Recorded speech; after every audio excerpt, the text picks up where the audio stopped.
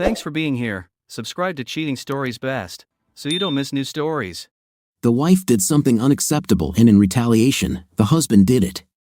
Today's story with a similar plot. Enjoy watching it. I glanced at the caller ID before answering the call. It was strange in itself to receive a call on the Sunday afternoon that my wife Claire and I had set aside for family.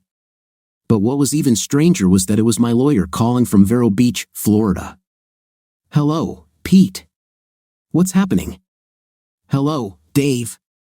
Look, I'm really sorry that I'm calling you on a Sunday, but I heard something I'd like to check with you. I was out golfing this morning with the usual company, including George. You remember my friend George, don't you? Certainly. Nice guy, terrible golfer. Yes, that's him. These days, he works in real estate in the city, specializing in agricultural properties. He told me that your garden was sold to some developer. I told him I hadn't heard anything like that from you, and I thought you would have told me if you were going to take such an important step.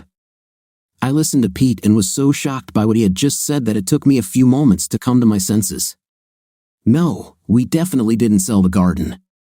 You know, we thought about developing it ourselves when the time comes. That's what I thought. Look, maybe George was wrong. I'll do some searching tomorrow when everyone gets back to work. I appreciate it, Pete, but I think I'd rather fly there to check. I haven't been there for 3 months, which is longer than usual. Anyway, I should go there just to keep an eye on things. I didn't know why, but I had a bad feeling about it. We said goodbye, and I called Claire. Claire, do you want to come with me to Vero? Pete heard a rumor that I need to check. We sent the children to their grandparents indefinitely. They didn't mind, they loved spending time at the ranch with their grandparents, who spoiled them to the nines. 2 hours later, we already had tickets to Orlando and were packing our bags. We flew into Orlando the next morning, and I rented a car to drive to Vero. I tried calling our grounds manager, Bruce McWilliams, to have someone come pick us up, but he wasn't answering his cell phone. It wasn't that unusual. He was an avid fisherman and could be out of cell phone range for a couple of days if he went to one of the islands. Maybe he just forgot to charge his phone before leaving last night. I went online and checked my bank accounts. The smaller account, which Bruce had full access to, was emptied and had only $150 left, the minimum amount to keep the account open and avoid an automated message. But we only kept $125,000 in this account for day-to-day operations unless there was a specific need. Our larger account, which usually had about $100,000, Bruce did not have access to. I had blocked all the money in this account to prevent any withdrawals. Just in case it turns out to be much ado about nothing, I can remove the block without anyone knowing about it. Driving on I-95 past Cape Canaveral, Melbourne, and toward Vero, I was reminded of my early childhood on the east coast of Florida. My grandfather originally bought the garden plot in the 40s. Land was cheap, and he bought a tract, a square mile of land about 5 miles from the Indian River Lagoon. He built a typical sprawling concrete blockhouse and planted the property. By the time I was born, my grandparents had moved to one of the new retirement villages, and our family had moved into the ranch, as we called it. The garden itself consisted of about half grapefruit and half various varieties of oranges. We had white, pink, and red marsh seedless grapefruit and Hamlin Temple pineapple, as well as the usual red navel and Valencia oranges. We had several rows of tangerines and several varieties of Duncan seeded grapefruit, but those were for local consumption only. The varieties we meant to produce from September to June. Growing up, I didn't really keep track of things like most kids, so I didn't learn much from my elders about how to grow citrus fruits. I think I learned a lot through osmosis. Anyway, Vero was a great place to grow up back then: sandy beaches, sunny skies, lots of tourists in skimpy swimsuits, and plenty of mischief to get into. Most of my friends were into surfing. It sounded good to me, but I wasn't crazy about it. I loved going out with the guys on boats out of the Sebastian Inlet, 10 or 20 miles out to sea, deep sea fishing. I grew up with a bunch of local kids who were much like me, sons of families that owned citrus orchards. We learned to drive tractors, spray trees with pesticides and fertilizers, and help our parents during the harvest. It didn't mean we were picking fruit, we had temporary crews to do that. but we were lifting 60, 70, or 90-pound boxes and putting them on trailers to take the fruit to the processing plants or packing plants, where they were cleaned, packaged, and shipped like fresh fruit. Bruce McWilliams and I were especially close. His father did not own a garden but managed several gardens for absentee owners. Bruce planned to attend the University of Florida in Gainesville to pursue a degree in agriculture. Don't laugh at the modern degree in agriculture. It's part business, part chemistry and biology, part marketing, and part soil science and animal husbandry, in addition to all the general educational courses. In other words, a degree in agriculture covers a lot of material. The modern farmer takes on a difficult, albeit rewarding, task. Anyway, Bruce's family moved away when we were in 6th grade, and from then until we graduated from high school, he and I were best friends. We went to the beach and learned the pros and cons of drinking too much. We went to proms as couples and took our girls' virginities in the same night. We shared many common experiences. Bruce was 4 inches taller than me until our second to last year.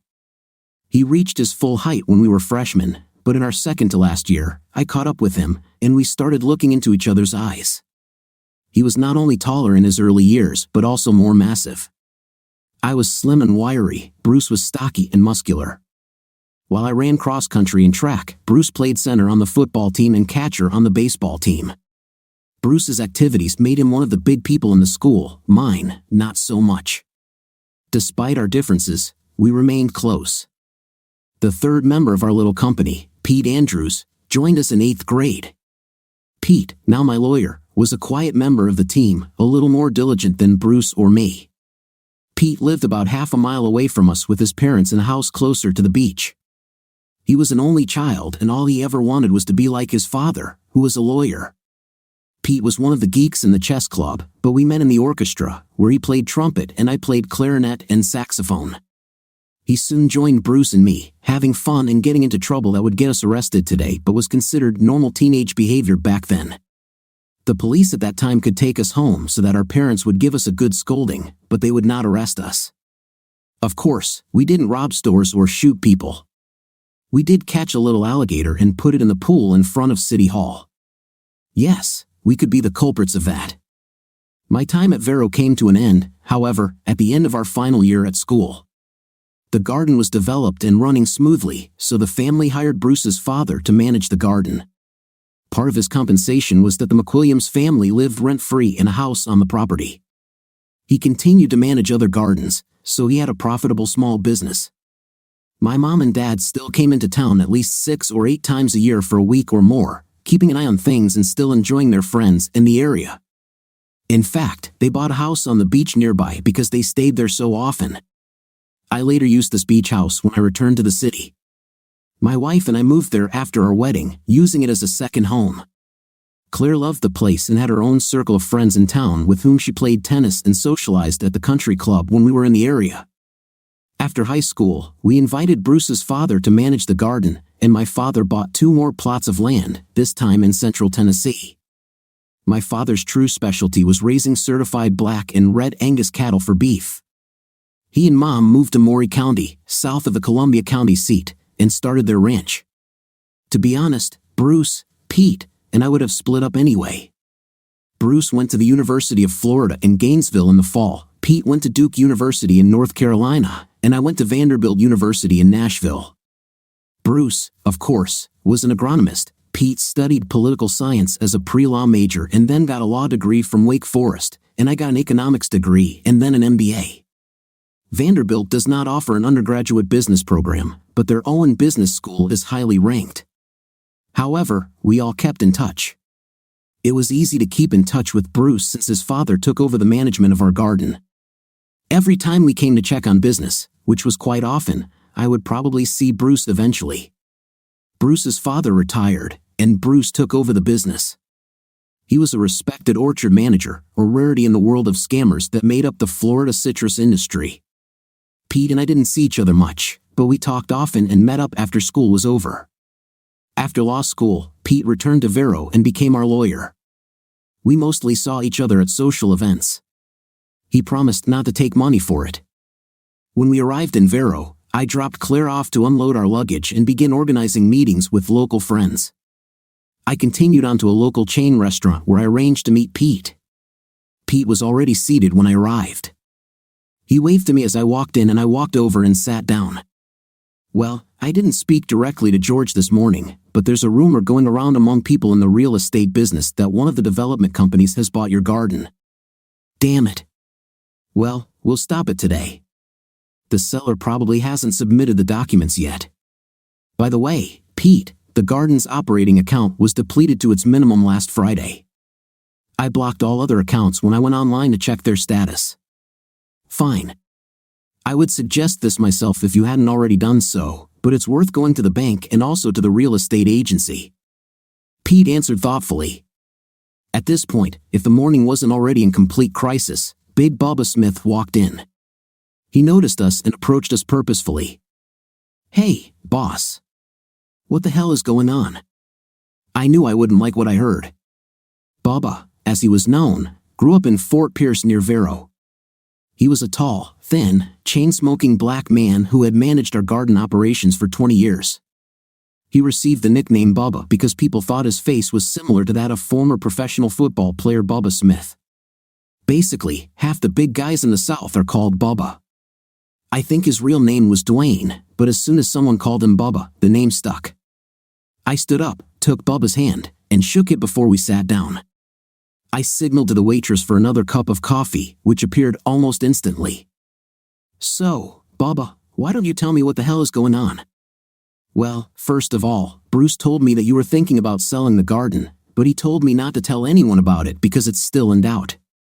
But more importantly for the garden's operations, he sold 3 tractors and left us with only the old Deutz.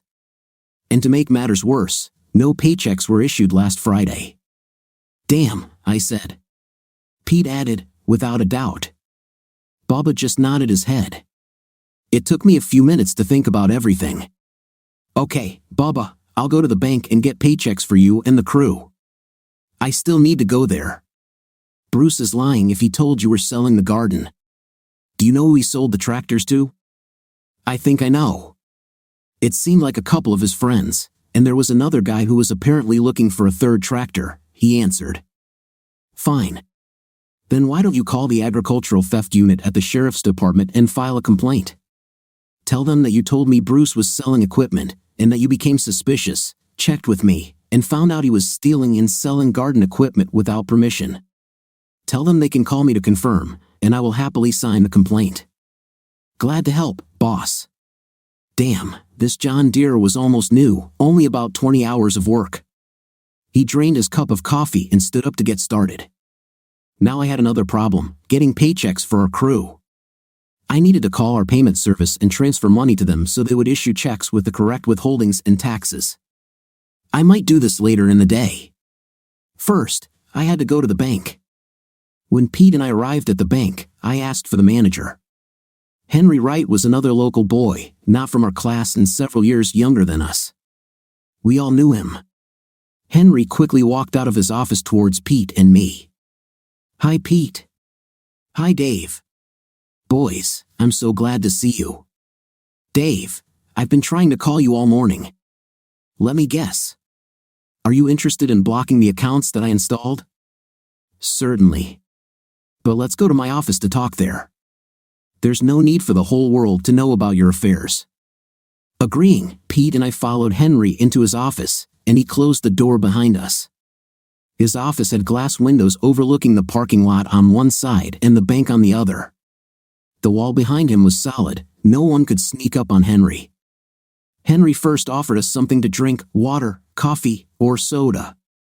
We told him that we had just eaten and didn't need drinks yet. Can I talk about your accounts in front of Pete? Henry asked for confirmation. Certainly. He is our lawyer here in town and is helping me understand the situation. Henry continued, Bruce came in last Friday and withdrew all but the minimum required to maintain an account for your operating needs. He has the right to sign on this account and has the right to do so. I asked the cashier after he made the withdrawal if he said anything about what he was going to use the money for, just out of curiosity and not because I was concerned. She said he didn't say anything about it but was friendly as usual, although he seemed to be in a hurry. Then this morning, he came with a power of attorney signed by you and wanted to make another large withdrawal from your main account, which he doesn't have access to. The same cashier who saw him on Friday told him she didn't have the authority to handle the transaction and asked me to look into it. I looked at the account and saw that you blocked it last night, but I didn't mention this to Bruce. Instead, I asked to see the power of attorney document. He didn't blink an eye. He gave me a notarized copy of what he called a power of attorney, granting him access to the account. He said that when you were doing preliminary assessments to develop your garden for sale to a construction company, which would require outside consultants and testing to check compliance with state and county requirements. If so, he implied that you would begin running water and electrical lines to the site. His explanation was not unrealistic, but I knew you had gained access to the accounts and blocked them. I told him I needed to make several copies of the power of attorney. He seemed a little hesitant but agreed, and I told him I couldn't proceed unless I got a copy. I promised to return the original once the copies were made.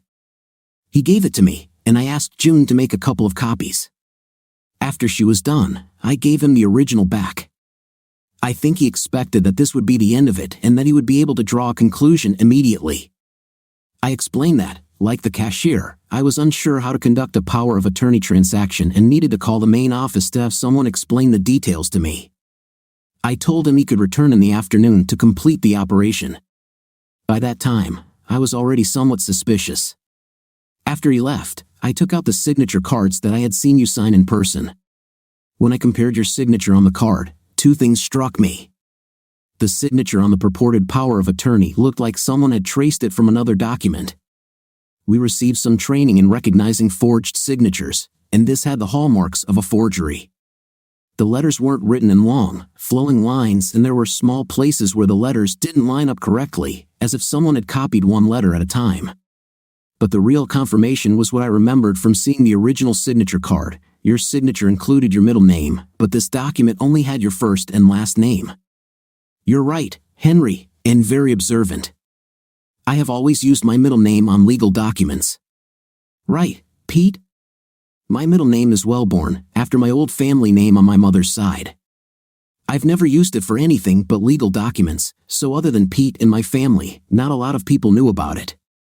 At that moment, I looked to the left through the window into the parking lot and saw what I thought was Bruce's truck. He had a 2-year-old Chevy 2500 4x4 with a distinctive silver metallic paint that made it easily recognizable. He seemed to slow down in the parking lot until he was behind Pete's car, and upon seeing Pete's license plate, Law Pitbull, he took off like a hare. I stood up abruptly. Son, was that Bruce right now in the parking lot? I ran out of Henry's office through the main doors and into the parking lot, quickly followed by Pete and Henry, but all we could see was Bruce's truck speeding away. Well, I turned to Henry and said, the good news is that I don't think he's coming back anytime soon. Pete agreed. Yes, I think he realized that his scam with the bank had failed. Pete looked at me curiously. Out of pure curiosity, what would you do if you caught him? I thought for a second. I would keep him here until you call the police and arrest him. You understand, Pete replied, that at the moment we have nothing to arrest him for. He had the power to withdraw money from the transaction account, and his other potential crimes that we know about are based on hearsay. Plus, he still outweighs you by 50 pounds and has a local reputation as a bully. You could get hurt if you try to physically restrain him. I looked at Pete and smiled. You're probably right. At that moment, Pete's phone rang with the characteristic Perry Mason melody. He turned to Henry and me, asking permission to leave while he was on the phone. I said goodbye to Henry and waited for Pete to finish the call. Pete hung up and turned to me. It was George. He told me which real estate agency an agent sold your garden and who bought it. It was the agency of Andy Lopez and Associates, and the recording agent was Andy's daughter, Estella. And guess who the buyer was? I shrugged. Indian Riverland Developers. Jake Stern's son. He's approached us, 3 times in the last 2 years? 4 times, actually, Pete corrected me. So what's the plan now? I asked. I think I should go back to my office and start writing letters. First, a letter that will be sent by registered mail and also by email to Bruce, informing him of his resignation from management of the garden. then a letter to Andy Lopez, informing him that the sale of the garden land was carried out under false pretenses, demanding the immediate reversal of all actions related to it. And a third letter that we can forward to all other interested parties who have previously dealt with Bruce, letting them know that they will be paid and, if they are customers, that they will still be sending their checks to our garden address. You need to go home and make sure all the credit cards are canceled, although he's probably already maxed them out and sorted out the paychecks for employees. Okay, Pete. Call me later with any news that comes up. Agreed. Paying wages to the garden crew was not that difficult. We only had 5 full-time employees, Bubba, 2 other men who performed various garden maintenance duties, and 2 women who handled financial and production accounting, such as counting the boxes of fruit sold, tracking who they were sold to, and managing payments to the temporary crews working in the gardens. I called the payroll service and transferred the necessary money from the freelance account. They took care of the rest. I knew it had to be done quickly since most farm workers lived paycheck to paycheck. Our people were better off than many, but they still needed a stable cash flow. I made sure that they were provided for, and in return, they showed amazing loyalty to us. I opened my laptop and saw that Pete had sent me draft letters for approval. I approved them, and Pete sent them out, officially severing our relationship with Bruce McWilliams' management firm and notifying the realtors to stop the deceptive sale. A final letter outlining our position would be sent to all interested parties who had previously dealt with Bruce, notifying them that they would be paid and, if they were customers, that they would still be sending their checks to our garden address. We only had 1 garden credit card, and as Pete predicted, it was maxed out. I stopped the possibility of additional withdrawals, but this was after the horse had escaped from the barn.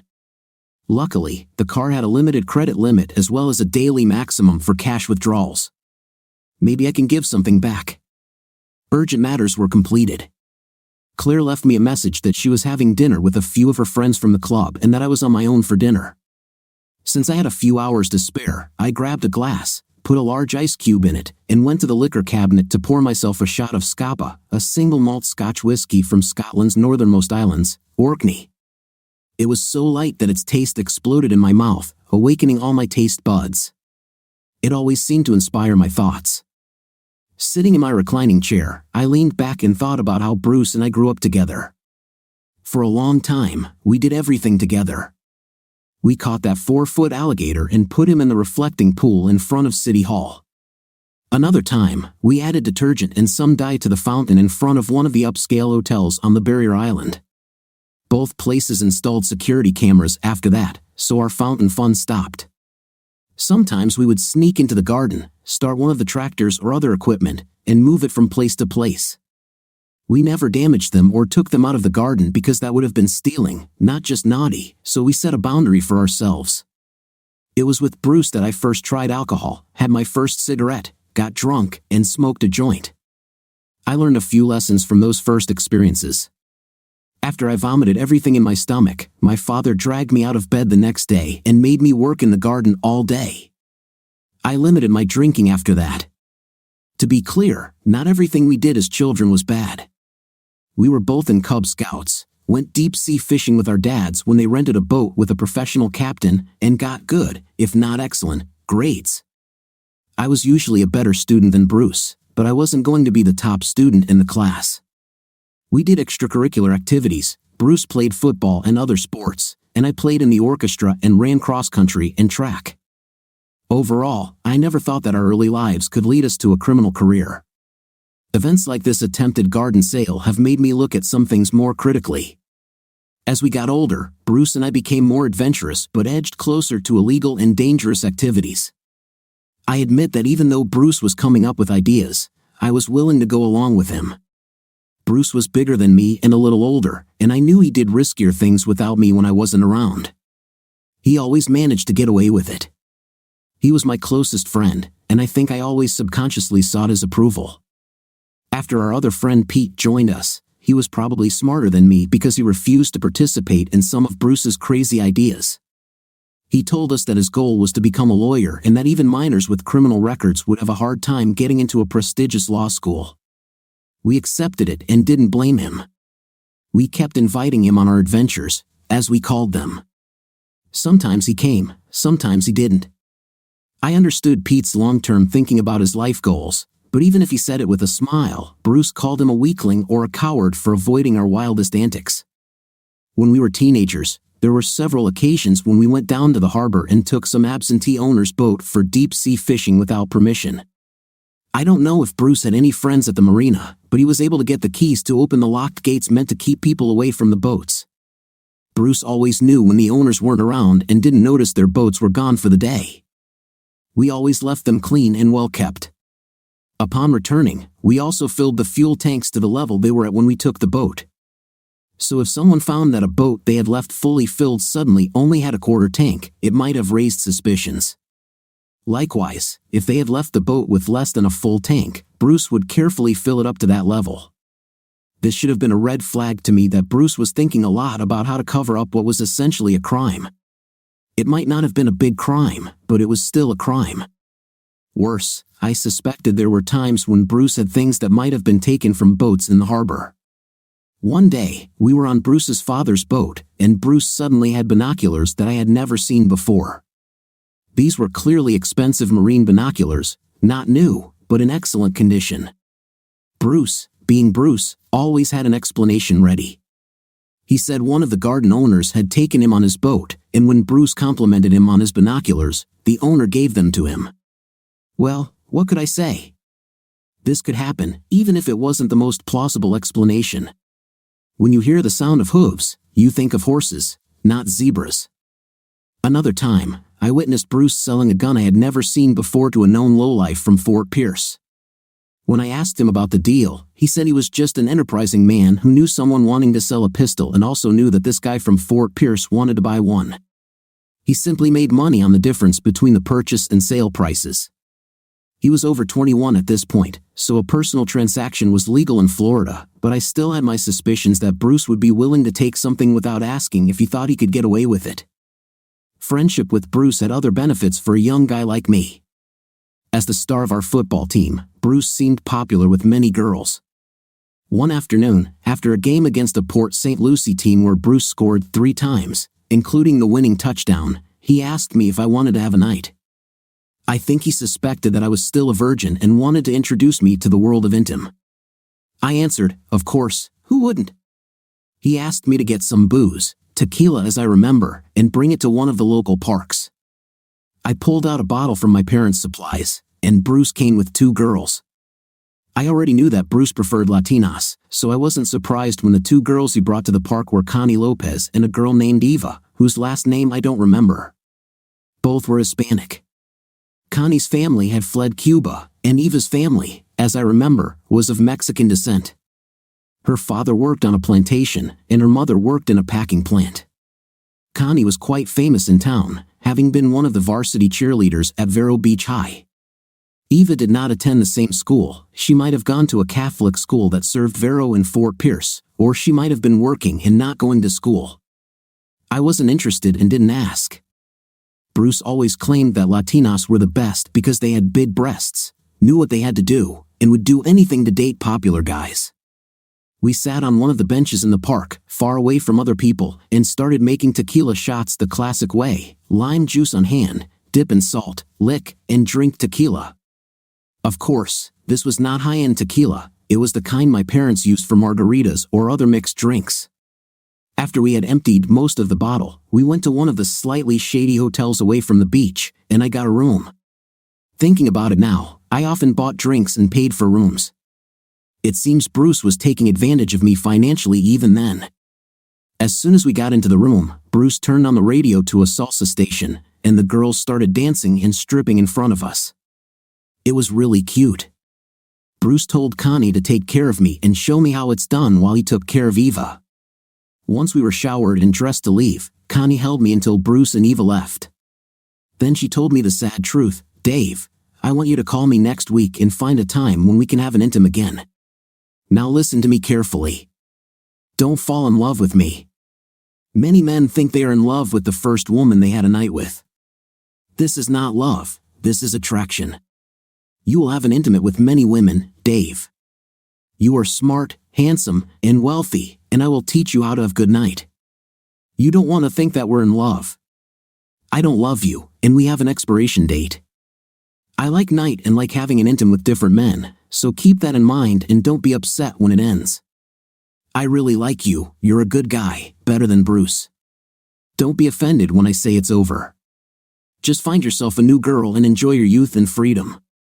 She was right, of course. We dated every weekend for about 6 weeks, and then she said she had taught me everything she could. We were finished. You know, Dave, I really value you, and if I weren't so available, I would want to marry you. You always treated me like a lady. We went on real dates, not like the idiots I usually date. I'd be happy just having an intimate, but let me remind you that I warned you we have a limit to our time together. It won't be difficult for you to find other women who want to try you. I told the girls at school about you, believe me, there are many who are interested. Don't be surprised if some of them approach you. She laughed at this. Now let me tell you what you don't want to hear. Bruce is not really your friend. He may have been in the past, but Bruce is a user, and in the end, he will use you too. I'm not saying to leave him, he can be fun, but don't trust him completely. If he really wants something, he won't hesitate to stick a knife in your back. I kept in touch with Connie until I left for college, but we never met again. Still, those words rang in my ears for years. In light of what seemed to be happening over time, I forgot Connie's warnings about Bruce. I never noticed Bruce doing anything against me, and over time, trust was restored. I had no reason not to trust him. Plus, shortly after Connie talked to me, Bruce, Pete, and I went to different colleges, and we only saw each other in the summer. We all worked during the summer, so our time was even more limited. Even after Bruce took over the gardening business from his father, everything seemed to be running smoothly. My dad and I often came to check on the garden, and we didn't know what Bruce was doing with the other gardens he managed. Instead of going out to dinner, I just ordered pizza. It was still before 9 p.m. when Claire returned home. As I walked through the house, putting away my purse and keys, I asked her how her day was, where she had dinner, who she saw, just the usual things we discussed at the end of the day. Pizza? I think my dinner was more interesting, she said with a smile. I was sure she was right. Then she came and sat on the couch next to me and asked the big question. Well, I hesitated for a moment before answering her. I think Bruce will end up in jail this time. My wife, Claire, was not from Vero Beach. She came from Southern California, south of Los Angeles, from Orange County. Claire didn't want to go back to live in Southern California. Too many crazy laws, too many rules, too high taxes. Altogether, they made California a much less attractive state. It's still a beautiful state with gorgeous beaches, great wine, mountains for skiing and hiking, and several wonderful national parks. Overall, a good place to visit, but no longer a place where you want to live. Middle Tennessee was perfect for her. I guess I'm lucky to have her. She came to Vanderbilt University to study. We met, started dating, fell in love, and eventually got married. But she didn't know all the people I grew up with. She knew Bruce and his wife from our frequent trips to Vero. What did he do to get arrested? She asked. That's the problem, I replied. I think he stole about $125,000 from the plantation's checking account and used it for his own purposes. I think it's called theft, but it's complicated by the fact that he had legal access to this money while it was being used for the plantation. Something else he seems to have done, and we'll know for sure in a couple of days, is that he sold the plantation's farm equipment to his friends who own other plantations. We think so, but they might claim he simply lent them the equipment for some legitimate reason. The sheriff's department is looking into it now. He then misrepresented his position by claiming that he had power of attorney to act on my behalf and forged documents to that effect. He tried to use this to get money from our main bank account, but it failed. So, I don't know for sure what to blame him for: attempted theft, fraud. The most important thing is selling our plantation, and we need more information on how he did it. I suspect we'll find out that he used a power of attorney to get real estate agents to cooperate with his actions. So, he clearly committed fraud and theft, and we'll find out what else. I have an unpleasant suspicion that we are only just beginning to understand the scale of his crimes. Wow, Claire exclaimed. And this is the man you thought was a friend? I had to look a little embarrassed. Yes, I thought he was a friend, but no friend betrays another like that. I once dated a woman named Connie Lopez who was also hanging out with Bruce. I remember she told me that he was a user and would eventually stab me in the back. I forgot about her warnings, but I think she was right all along. I'm so sorry, Dave, Claire said. I don't know what to tell you. I don't know either, I replied. But right now, I have to put my emotions aside and first try to fix as much of what happened as possible. Thank God George called Pete, and Pete had the good sense to call me and see if I knew what was going on. You know, this isn't some spontaneous decision. Bruce must have been planning this for a long time. I think he figured that when he lit the fuse, he would act so quickly that it would all be over before I knew it. We talked a little more, but without more facts to discuss, we were just going around in circles. So, Claire and I finally went to bed. We cuddled for a while, and I think she slept a little better than I did, but even she was restless. I lay there and planned what I needed to do the next morning. First thing in the morning was to make some calls. I called Bubba, and he gave me good news. The sheriff's agricultural theft unit had found 2 of the 3 tractors that Bruce had sold and had seized them pending my report of the theft. They were tracking down the 3rd tractor because Bubba remembered the last buyer's name. He had a plantation in the middle of the state off Highway 60, which crosses the state between Vero and Tampa Bay. They contacted the sheriff in that county, getting permission to work with them and seize the last tractor. That's about $110,000 worth of equipment that we won't have to replace. Bubba was also doing a quick inventory of other equipment to see if anything else was missing. He confirmed that our plantation workers had been paid. A quick call to the bank confirmed my suspicion that Bruce would not be coming back to try to cash out the main account. Finally, I called Pete and agreed to meet again for breakfast to discuss our status. I kissed Claire and got ready to leave, making sure she wouldn't be bored. Dave, I bought a couple of books with me to read and I have my laptop. I'll check with work to see if there's anything urgent that needs to be dealt with. Pete was already waiting for me at our little cafe for breakfast. The cafe didn't look modern or pretty, but the food was delicious, and it was a meeting place for local farmers. As I put a piece of sausage and avocado omelet into my mouth, I looked across the table at Pete and saw his eyes widen in panic. Damn you, you are a miserable man, a voice said. I recognized the voice. It was another local farmer I went to school with. I wasn't close to him, he was on the football team, and Bruce was much closer to him. Matt was a big guy, about 6 feet 4 inches, and weighed over 250 pounds, maybe even 275 these days. He was strong. Back in high school, he could lift more than anyone on the football team, and there were big guys there. I didn't turn around or react, I just talked to him. Hey, Matt, long time no see. What's got you so angry? Sit down and have a cup of coffee. I'll even pay. He sat down with us on Pete's side of the table, so he could look me in the face. Pete looked clearly uncomfortable. You know what you did, Matt said, on the verge of screaming. The waitress, who knew us all, brought Matt a cup of hot, bitter black coffee. I really don't know, Matt. So why don't you tell me? I bought this John Deere tractor with a front loader from you, and the sheriff's people came and accused me of stealing it and seized it. Oh, I sighed, understanding now. Well, Matt, there's just one problem with your story. I never sold you anything, and I never gave permission to anyone, including Bruce, to sell that tractor. He's your plantation manager, isn't he? He was, but our agreement, I explained, that Pete drew up for us, limited his powers. He could not legally sell any of our farm equipment without my notice and permission. He said he had your permission, Matt said. So he lied, I replied. How much did you pay for the tractor? $20,000 in cash, he replied. Let me get this straight. You paid $20,000 for a nearly new tractor that costs at least $160,000, and you don't think there's something wrong? I knew he was giving me a great deal, but he said you were selling the plantation and just wanted to get rid of the equipment quickly and turn it into cash. I'm sorry, Matt, but you were buying stolen property, and you'll probably lose your $20,000 if you don't find Bruce and get it back from him. Don't bet on it. I think he has already decided that Vero is not a healthy place for him. Well, it's easy for you to say, it's not your money, Matt said. By this point, he was calming down, perhaps redirecting his anger.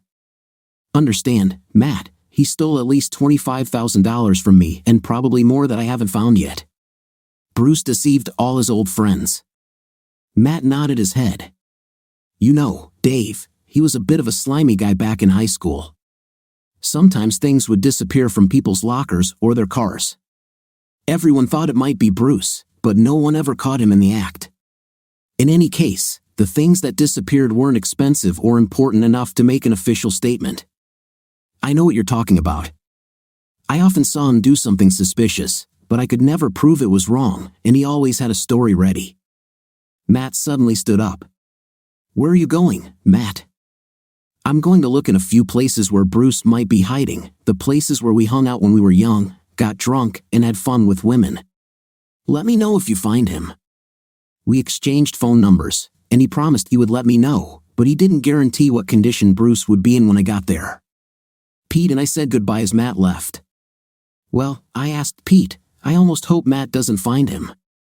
He could become food for the alligators, and all we'd find are his body parts in one of the irrigation canals. I agree, Pete said. I was grateful to Pete for coming with me to sort out the mess Bruce had created, but he was a lawyer and, although he was a friend, he charged money for his time. I wanted to make sure I was using him effectively and not wasting his time. It made sense to ask, what do we do now, Pete? Should we file a formal complaint with the sheriff's department? Not quite yet, he replied. This is a serious enough crime that I want one of the assistant district attorneys to be there when we file our statements. You understand that there will be several statements, don't you? Absolutely, I said. You go make sure there are no additional problems at the plantation, and I'll call you when I make an appointment at the sheriff's department. There's something else I want to do, he added. I have a paralegal who is tracking down the notary who signed the fake power of attorney.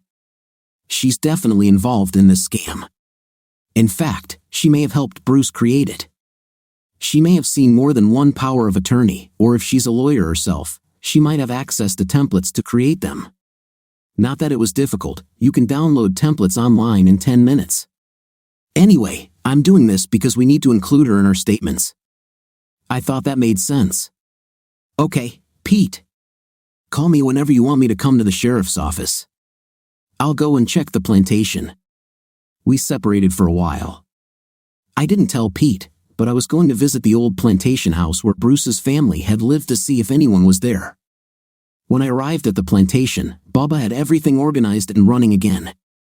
Luckily, it was too early in the year to harvest, so we mostly did the preparation.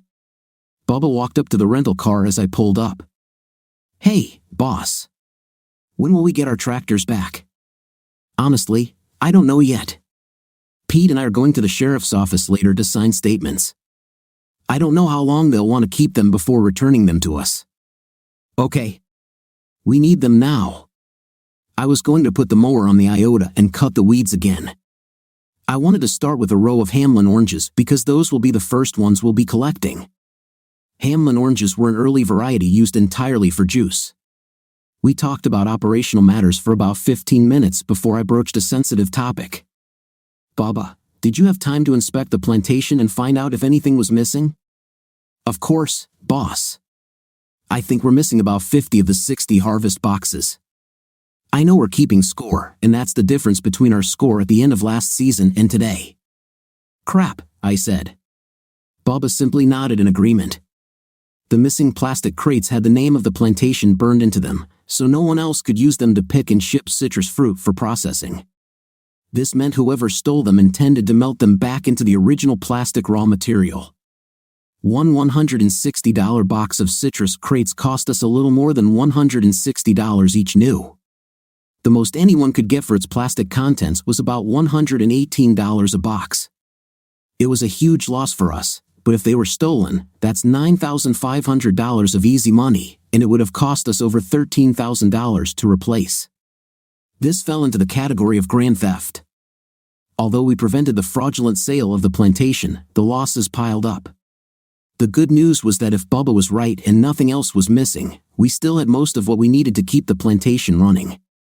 Computers, business documents, and office equipment were still in the office. Bruce may have had his cell phone paid for by our plantation, but I was willing to bet it was either lying in a ditch or left somewhere for anyone to pass by. Which reminds me, I need to turn off this phone. I didn't want to pay for calls to Central or South America or some Caribbean islands. It took me about 5 minutes, and to my relief, it hadn't made any calls in the last week. Bubba changed the locks both on the gate and in the office to prevent late-night visits from five-finger discounters. My next visit could be difficult and even dangerous. I was heading through the plantation to the other side, where there was an old ranch house. This was the house where Bruce's family had lived. I might find the house empty, or I might encounter Bruce armed with a pistol or shotgun, so I took my .45 and put it in the car, somewhere easy to reach. As I drove up to the house that my grandfather originally built, I felt a pang of nostalgia. The outside of the house still had the same general appearance as when my family lived there. The walls were made of concrete blocks, painted a light beige, with a roof that peaked in the middle and sloped on all sides to a covered porch that wrapped around most of the house. Upon closer inspection, one could see that all the windows were new, double-glazed with UV protection to prevent the full force of the sun from heating up the interior. This gave them a mirror-like appearance, which also meant I couldn't see movement inside the house. Inside, the home had been completely remodeled and modernized 3 times. There was a modern kitchen that was part of an open plan with no walls between the kitchen, dining room, and family room. There were 4 bedrooms at the back of the house that I couldn't see from my angle. The bedrooms were originally part of the house, but there was a significant extension that more than doubled the original area, moving not only the bedrooms but also the games room and office to the rear. It was a nice place, and I have to admit that Bruce always kept it tidy. I pulled up to the front of the house, and before I even got out of the car, the door opened. It was Consuela, Bruce's Venezuelan wife. Yes, Bruce's taste in Latinas hadn't changed. There seemed to be no one else there, so I got out and stood next to the car, somewhat shielded behind the open door. Car bodies don't offer much protection from gunfire, but I could hide behind the engine block, which would be much better. Consuela saw me and walked over to where I parked. Consuela was a very attractive woman with almost shoulder-length black hair, wonderful breasts, an incredibly narrow waist, and not a flat, skinny butt but a fuller one, by no means fat, a little slimmer than Kim Kardashian. David, she pronounced my name with an accent. Consuela, I answered. I thought you were coming, she said, sounding rather depressed and sad. Bruce isn't here, you know, and it hasn't happened for more than a week. She sounded like she was about to cry. I don't know where he is. I wasn't completely surprised. If Bruce betrayed everyone else, why not betray his wife too? Come in, David. Sit down, we need to talk. I agreed. Consuela's family had immigrated to the United States when she was 12 years old, so her English and Spanish were perfect. She spoke English with a slight Spanish accent. She and Bruce had met while they were attending the University of Florida. She was pursuing a degree in general business, something that overlapped with Bruce's agricultural requirements. I wasn't entirely sure that Bruce had ever loved anyone other than himself, but I always thought Consuela was an exception. Now, I wasn't even sure of that. I wasn't sure what to think or how to approach Consuela. From my interactions with her, she seemed to be an honest person. She worked for Bruce's management company, handling the business side of the company while he took care of the plantation. She also helped liaise with packaging plants by acting as a translator, instructing the mostly Spanish-speaking crews on what they needed to do. We entered the ranch house, and I was still a little cautious, fearing that I was walking into an ambush. Consuela sat down at a small table in the kitchen with 2 chairs and motioned for me to take the other. There was an open bottle of wine on the table, as well as a half-full glass. It was still morning, too early to drink. She asked if I wanted to join her or if I preferred a soda or coffee. I asked for a diet soda, which she took out of the refrigerator. She looked at me directly and asked, with tears in her eyes, "What's going on?"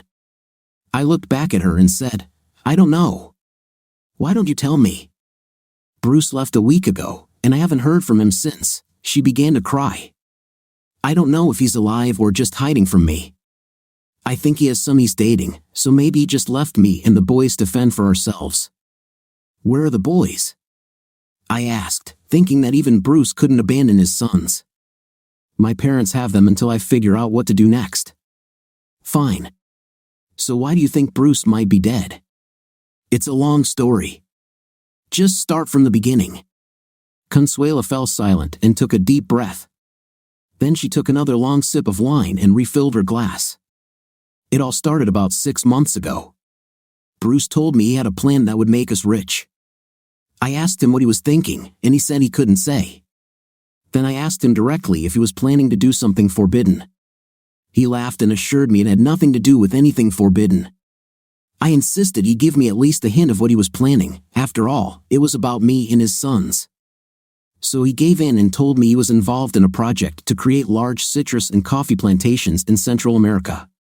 The difference between these plantations and existing operations was that they would be modern, mechanized operations growing organic produce to supply the U.S. market at a cost comparable to non-organic produce grown here. He told me the reason he was keeping it a secret was that when the time came, we would close the business here and move to a ranch in Central America. He didn't even tell me which country. I had to keep it a secret because it was all classified. He said he was negotiating major funding from the local government for the project, but if word got out, the funding wouldn't materialize. It sounded corrupt, but he said that's just the way business is done there. He also didn't want to get fired from the plantations he ran here, because if they found out he was going to leave, they would find someone new sooner than he planned. He also said that he would need my help and cooperation to arrange all this. I didn't know what he meant, but I agreed to help him in any way I could. This made him very happy. She cried again but pulled herself together and continued the story. David, I'm so ashamed, but I promised Bruce I would do what he needed. It wasn't long after our conversation when, one evening, Bruce asked me to take the children to my parents because he was going to invite the bankers to talk about business and didn't want us to be interrupted. He brought these 2 men here, one older and one younger, both in nice suits, and we started drinking. They didn't seem to be talking about business so much as getting to know each other. I think they were from Panama, which is known for its bank secrecy laws, but also for several major financial scandals. Bruce said they had a flight and were due to leave in half an hour. He asked them to excuse us, and we went to our bedroom. We were all pretty drunk by then. He told me to take off my clothes and put on thigh-high stockings and high heels. It disgusted me, but I did as he asked. Bruce left and returned to the living room, where he put on some salsa music. Then he called me to come out and dance for our guests. I was so ashamed, but I did as he asked and went out to dance for these men, without anything except for stockings and high heels. Finally, Bruce told me to go back to the bedroom and wait while he escorted our guests to their rental car. I could hear them talking, but I couldn't make out the words. It seemed like they were agreeing on a time to return to the States.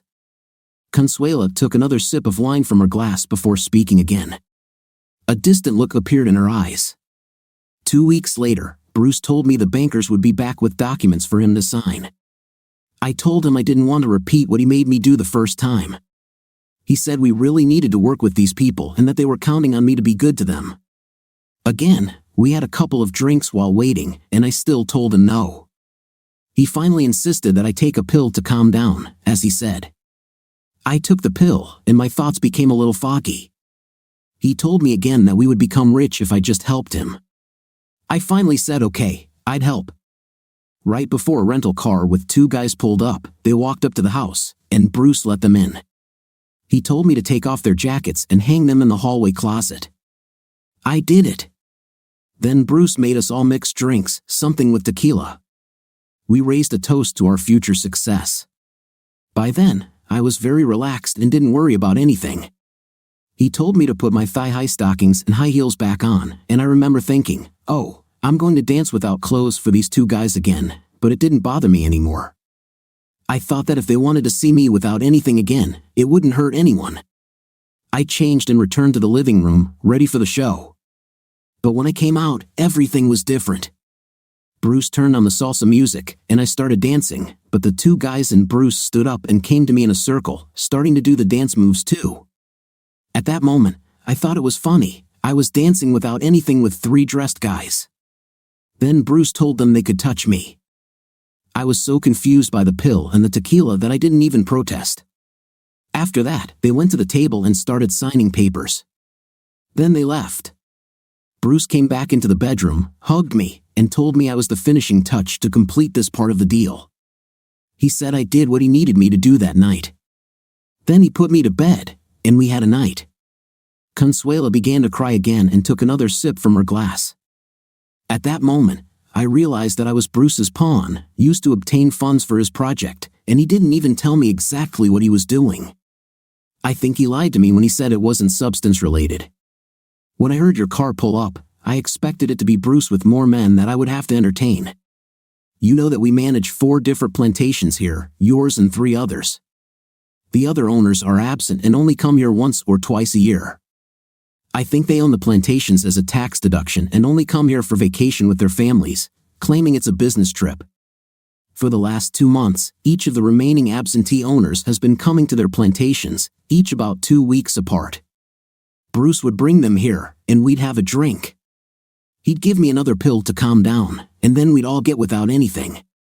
I knew Bruce was using me as easy access to raise funds for his project. He hinted that maybe you would come too and that you and he could have a threesome with me, or maybe you could bring your wife and we could trade. He said it would be exciting to watch me and your wife have a night with each other. I've never done this with another woman. With you, perhaps I wouldn't mind too much, but with other men, they were old and nasty. She concluded, then last week, he said he had things to do and left. He never returned. He didn't call, he wasn't at the plantations. He abandoned us. I interrupted her monologue. He hinted to me that if I wanted to swap or have a threesome, we could do it, but I made it clear to him that Claire and I weren't interested. She nodded. I wasn't going to tell her what Bruce had done, but I wanted to warn her in general. As far as I know, Bruce is not involved in trafficking substances, but it appears he has committed several acts that could land him in serious legal trouble. So don't be surprised if people from the sheriff's department come to talk to you. We have officially terminated the contract with Bruce's company to manage our plantation, so you will receive a letter about this in the next day or 2. I saw a new round of panic in her eyes. This house belongs to you, and we were allowed to live here while we managed your plantation. Are you going to kick me and the kids out now that you fired Bruce? Don't worry. We may have to relocate you eventually, but if you're telling the truth and weren't involved in Bruce's latest actions, we'll take care of you and the boys one way or another. A couple more things. Do you have my phone number?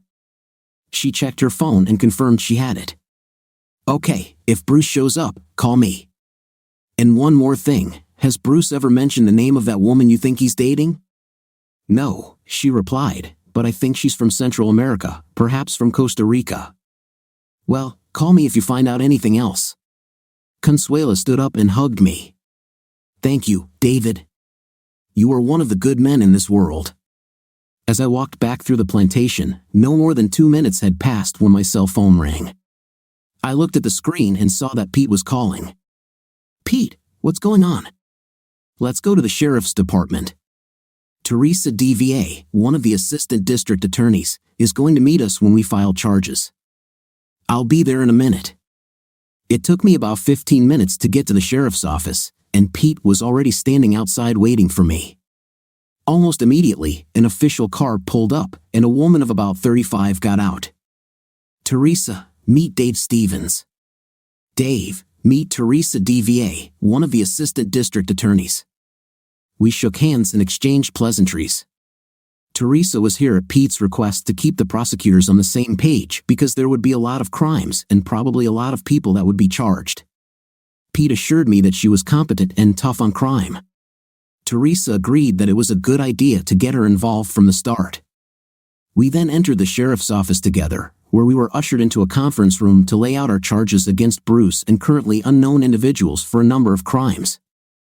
Sheriff's deputies had already filed paperwork regarding the theft and fraudulent sale of farm equipment. Based on Bubba's statement, they had already seized 2 tractors sold locally, and a 3rd tractor was returning to Vero to be seized as evidence.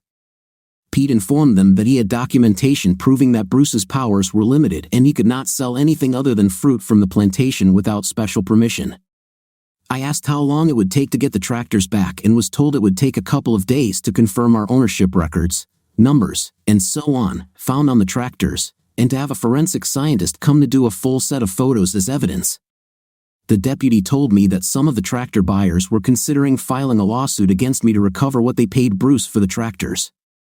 Sheriff's deputies on the scene said they were considering arresting them for receiving stolen property since it was obvious they only paid a fraction of what it was worth.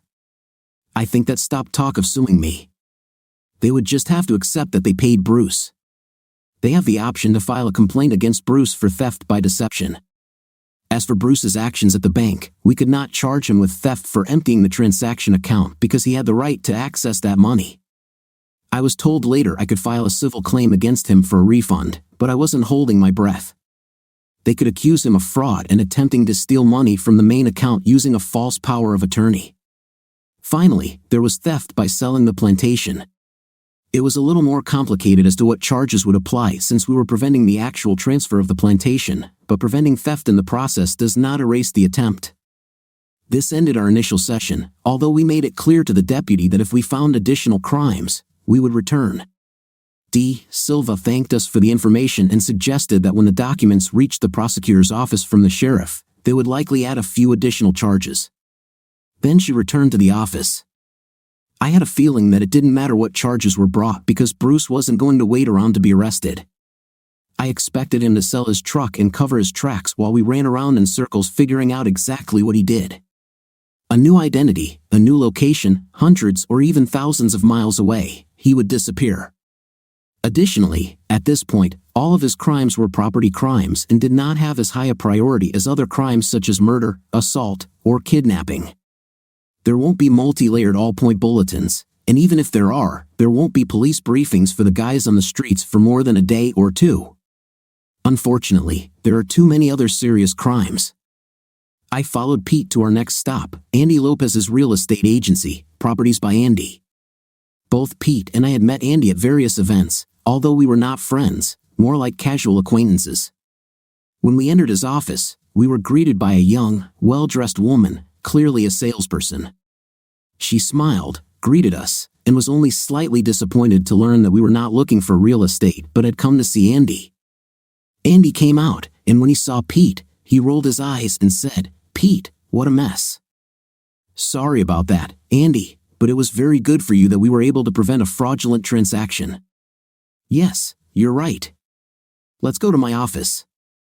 Would you like to get coffee?" We agreed, and he called the young agent, who was in the room. "Carolyn, can you bring 3 coffees and a tray to my office?" We sat down and chatted for a bit. Andy asked Pete about his family and vice versa, and he asked me about mine.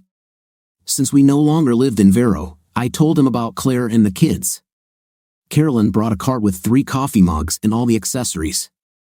I took a couple of sweeteners for mine, Pete added cream and sugar, and Andy drank his black. Almost immediately after we finished making coffee, a young woman entered the office. She was 24 or 25 years old. Andy introduced her as his daughter, Estella. She was holding a stack of documents in her hands. "Hi Pete, nice to see you again. I really wanted this deal to go through, though, $5 million for the plantation. Well, Dad asked me to make copies of all completed documents for you." "Thank you, Estella. Make sure the originals are kept together and in a safe place. They will almost certainly become evidence, and prosecutors will want the originals, not copies." She sat down in an extra chair. To be honest, Pete, everything seemed legit to me. He told me that Dave's family wanted to sell the plantation, and I knew that Jake Steer had been hunting for this land for years, so I accepted the order. Before he even showed up in the MLS, I called Jake, and he came here and signed the offer that same day. She pulled out her copy of the certified power of attorney and handed it to Pete. I thought it gave Bruce authority to act on behalf of Dave's family. That's what he usually does. You know, he buys the fertilizer, he hires the pickers, and he runs the packing plants. This wasn't a complete surprise. A lot of the groves closer to the beach are being sold to developers. I think 3 have been sold in the last 6 months alone. There was something she said that tickled my brain, but I couldn't put my finger on it at the time. In any case, Andy and his daughter assured us that the deal fell through and never made it to the MLS. However, Estella looked a little thoughtful.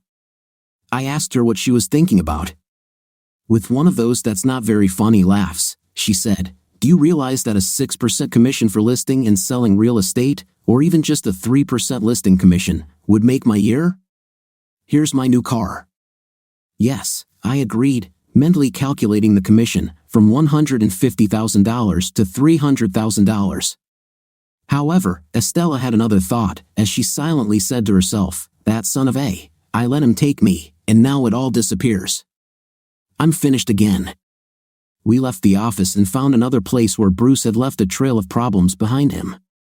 Since it was getting late, Pete went home, and I returned to the family cottage on the island.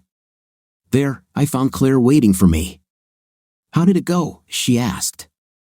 "Well," I replied, "we are correcting the situation as best we can, but I think we're short $125,000, or more accurately, $124,950, from the transaction account because he had legal access to it. There will be enough other charges against him that, if or when he gets caught, he will end up in jail for a long, long time." I also stopped and saw Consuela. She says she hasn't seen or heard from Bruce in a week. He told her about some project that was supposed to make them rich from a ranch somewhere in Central America. She claimed she never knew the details and seemed terrified that he was going to get involved in pills and they would end up as slaves to the cartels. My guess is that over the last 6 months or so, Bruce has been selling it to potential business partners and prospective investors, forcing her to please her bankers and have threesomes with some of his other clients. She seemed rather disgusted with herself for giving in and doing it, but you know how Bruce is.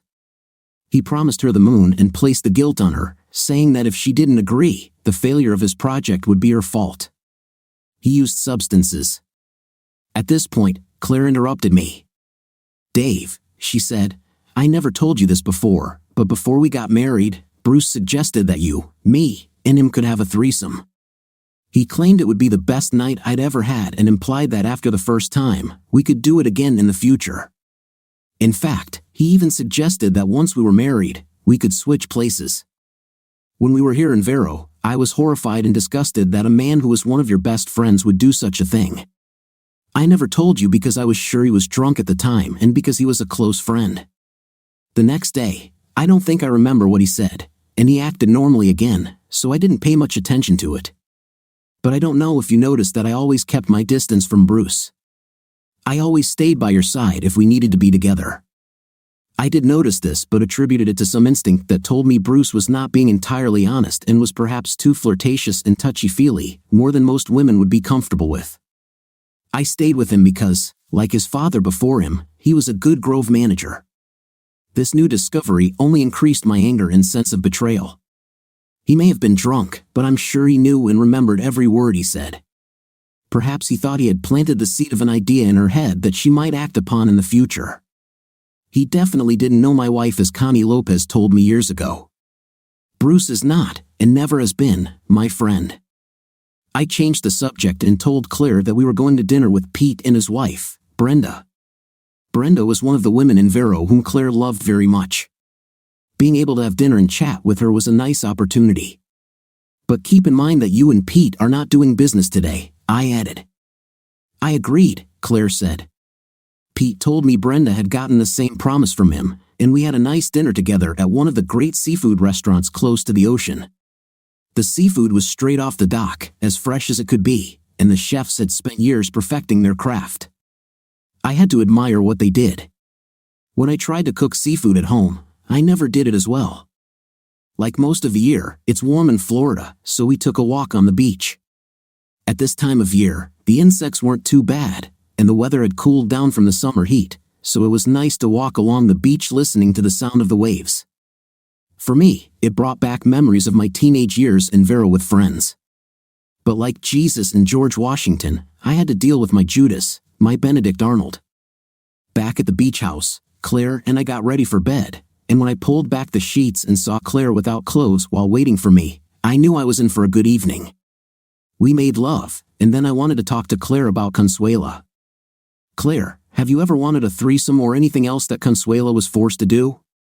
She smiled. "Dave, let me take care of a couple of these things. I think we all have fantasies at times, but that's all they're, fantasies. First, I'll say this about women, I've had a few women hit on me for intim in my life, although not since we got married. I think I look too happy and too content with my life with you for them to even feel like trying. I tried to kiss another girl when I was, maybe 14. In the end, kissing another girl didn't appeal to me at all. We tried it once, and although she wanted to try it again after the first kiss, I wasn't interested at all. Now, about a threesome with another man, that's a little different. I suspect most women fantasize about it at some point in their lives, but their fantasies are not the same as men's. Then she turned to me. Did you ever have a threesome with Bruce when you were younger? Claire knew about some of the intimate adventures I had been involved in years before I met her. No, Bruce and I often had night with our women in the same room, but it was for money.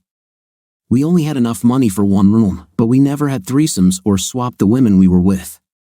There have been a couple of times when one of us has stopped seeing a particular woman, then the other one might have courted her, but it wasn't a swap in the same room on the same night.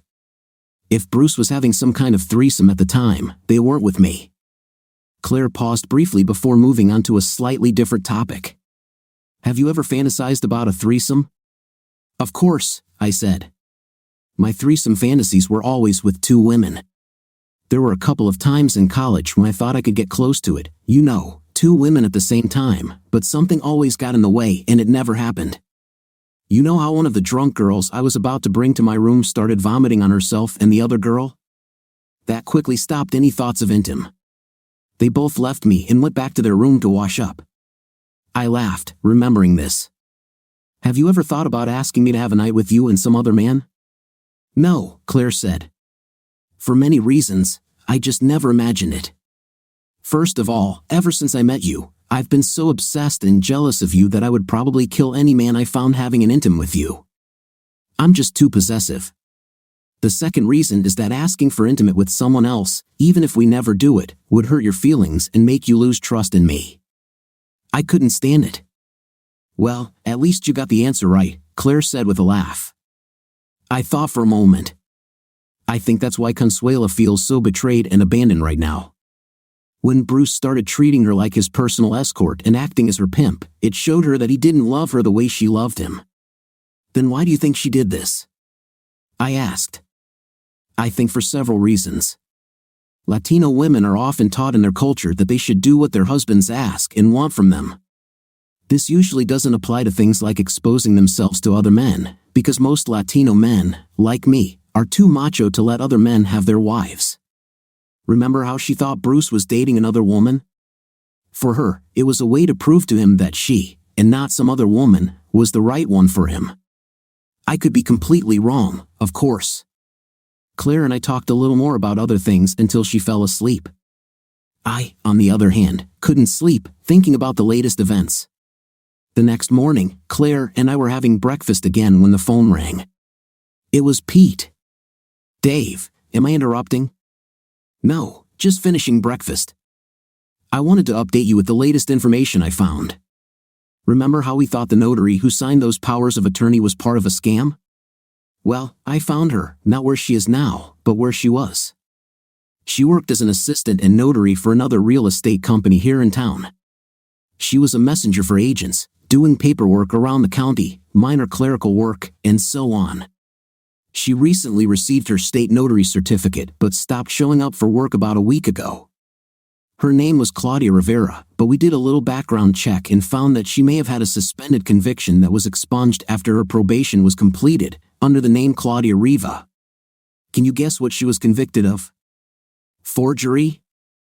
Oh yeah. One more thing, she wasn't Costa Rican, she was Panamanian. People think she was seeing Bruce on the side. Incredible, I agreed. Have you reported this to the prosecutor's office? I'm calling from my car because I'm on my way to deliver the documents we collected to them. Great, Pete. I think I'll visit Bruce's parents and see if they know where he is or what he's up to. Okay, just let me know what they say. I don't expect them to know much because Bruce wouldn't tell them. You know his parents are as honest as they come. Yes, I know. It's unlikely, but I'll try anyway. We'll talk later. I was on speakerphone, so Claire heard our conversation. I stood up and leaned over to kiss her. Don't bother getting up, finish your breakfast, I told her. Okay, honey. Good luck. As I drove to Bruce's parents' house in one of the local retirement communities, I wondered what could have gone wrong that Bruce had become out of control and ruined his future.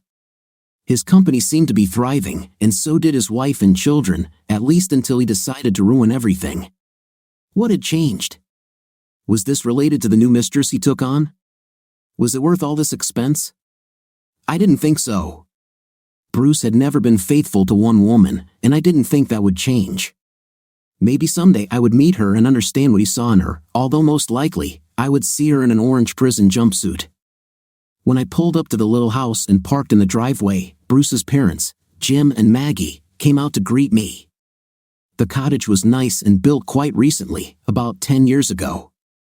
It was probably new when they bought it in this over 55 community. Maggie came up to me and hugged me tightly.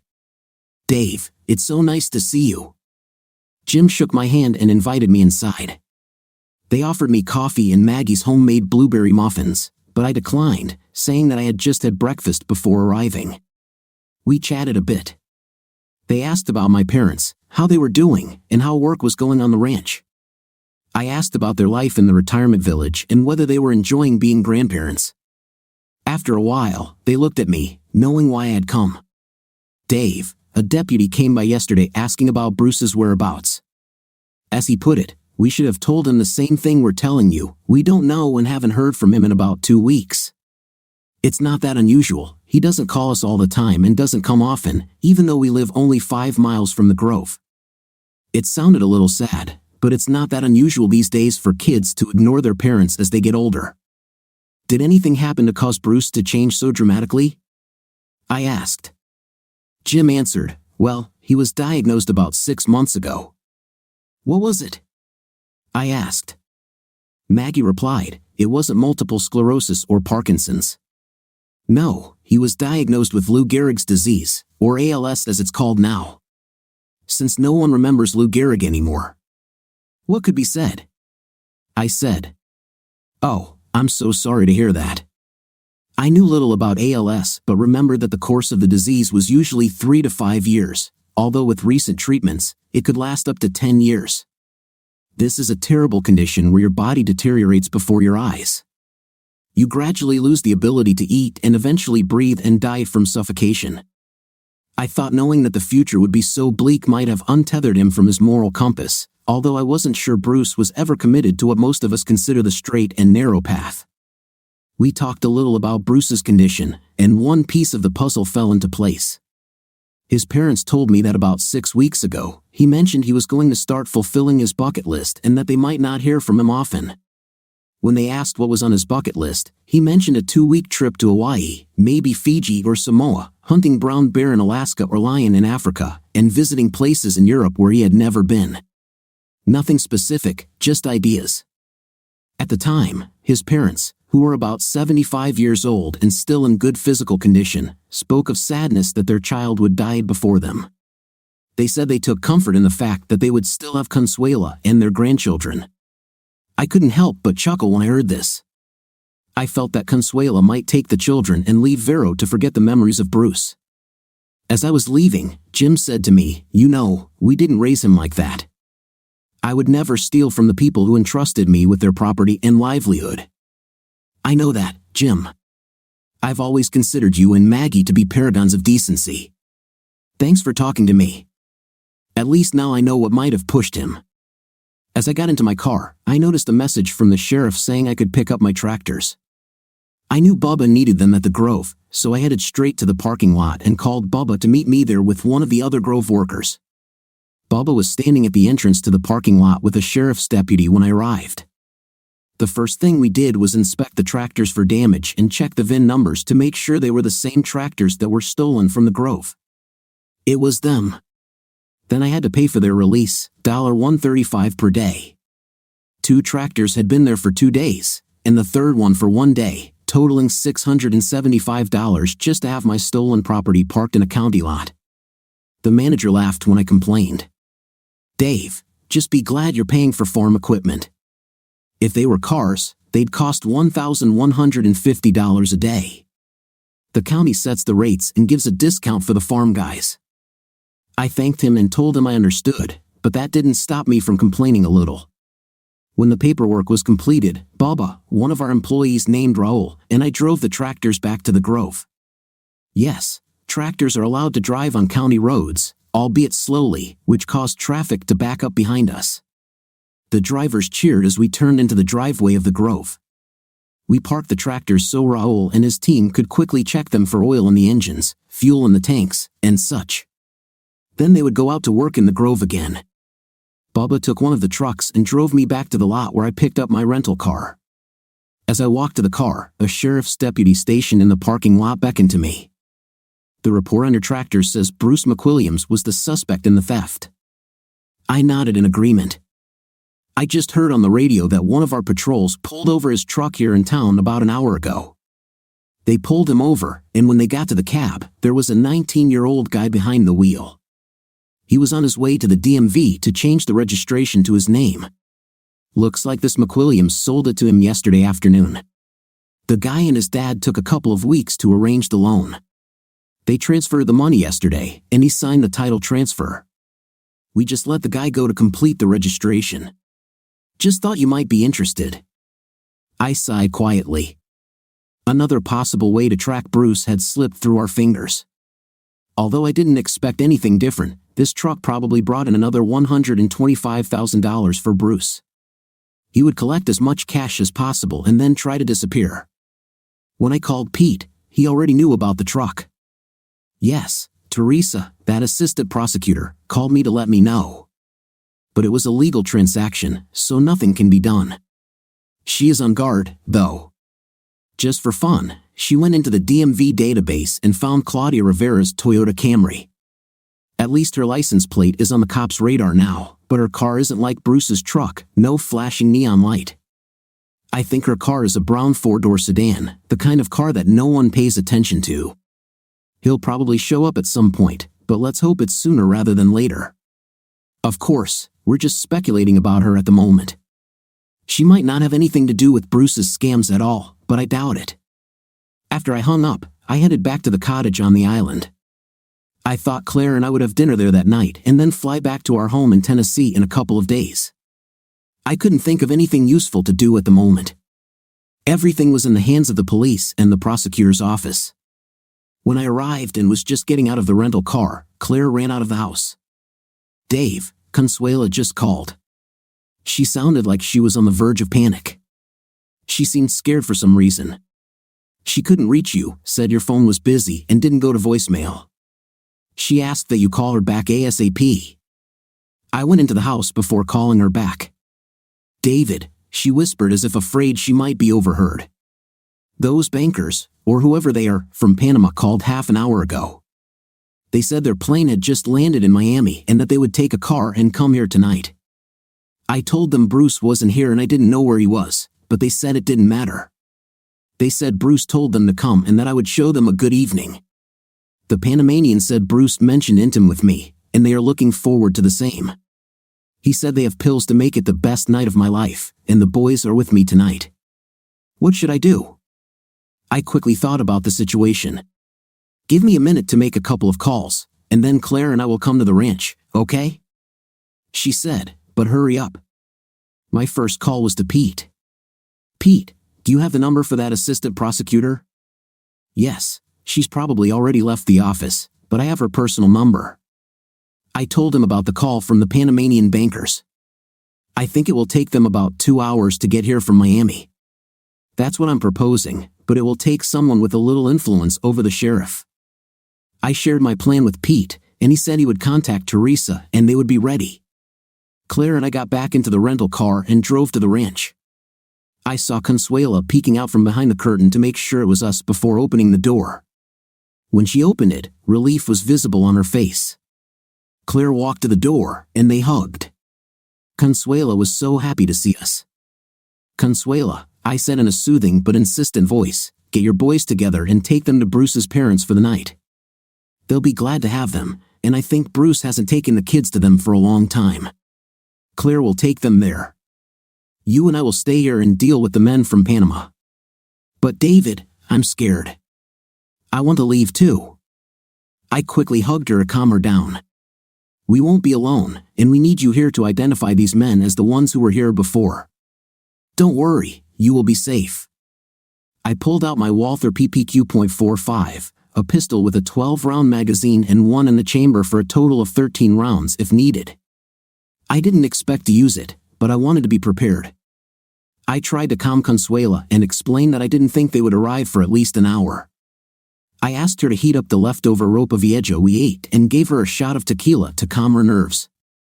I didn't drink myself because I wanted to be sober in case something went wrong.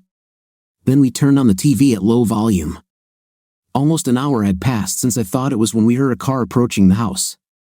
I told Consuela what to do and how to behave. She was wearing casual clothes, nothing nicely. I locked the screen door, and Consuela stood behind it. I stood out of sight behind her and to the side so that if necessary, I could be nearby. The men got out of the car. It was obvious they had already had a drink before arriving. Consuela shouted at them, "What do you want? What are you doing here? Hola, chica. Are you ready to party tonight? We will have a fiesta together. We have pills for you. Let's make you very happy." "No, we won't have any fiesta. Get back in the car and go back to where you came from." They began to behave aggressively. No. Bruce sold you to us for the night. You're our society girl tonight. Don't worry, you'll still be ready for more intimate in the morning. Are you threatening me? She asked. I told you to leave. I won't be anyone's society girl tonight or ever. Call the police if you want, but we're not leaving until we get what we want. Are you threatening me? She asked again. I told you to leave, or I'll call the police. Pinch, pisha, was the response. Suddenly, the lanterns surrounding them lit up. They tried to return to the car, but two Vero Beach patrol cars blocked their path. This is the police. You are under arrest. Place your hands on your head. Do not make sudden movements or reach for anything. The Panamanians obeyed as if they had done this before. They were soon ordered to kneel and then lie down on the ground. Within minutes, they were handcuffed while dogs and police searched their car. They had already admitted to having illegal pills, which gave rise to a search. In addition to the substances and guns found during a search of their bodies, enough was found in the car to be classified as distribution. They were arrested when officers found several firearms in the car. That was the finishing touch. They were taken to the county jail for questioning. D. Silva approached the house while the arrests were taking place. Have you had enough of this excitement, Mr. Stevens, Mrs. McWilliams? Consuela answered first, more excitement than I need in my entire life. I was more cautious and pragmatic. Can you hold them off while you figure out what their role was in Bruce's scam? Oh, of course. We were going to detain them as witnesses, as you suggested. But now, she looked back at the specs and shrugged. Now we have substance and weapons charges against them. Believe me, when they realize how long they can sit, one or both will start talking about Bruce. We'll find out what they were really doing when dealing with him, she said and turned away. Good night, guys. I arranged for one of the deputies to take Consuela and me to her mother-in-law's, where she was reunited with the boys, and I was reunited with Claire, who was waiting there. We said our goodbyes, and Claire and I headed back to the island. It took several more days to reorganize our activities in Florida before we could return home. We promoted Bubba to official Grove manager with a salary increase. I figured he was already doing most of the work with Bruce coming in from time to make final decisions.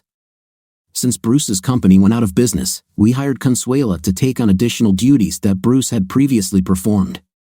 After harvesting the crops and sending them to either the packing house or the juice plant, it was her job to ensure the process was completed. We sold the produce from our headquarters in Tennessee, but Consuela had to ensure that the fresh fruit was palletized, wrapped in plastic film, and that brokers arranged for the product to be trucked from the plant to the end customers. Our products were high quality because we did not harvest them until the sugar-to-acid ratio reached the level consumers desired.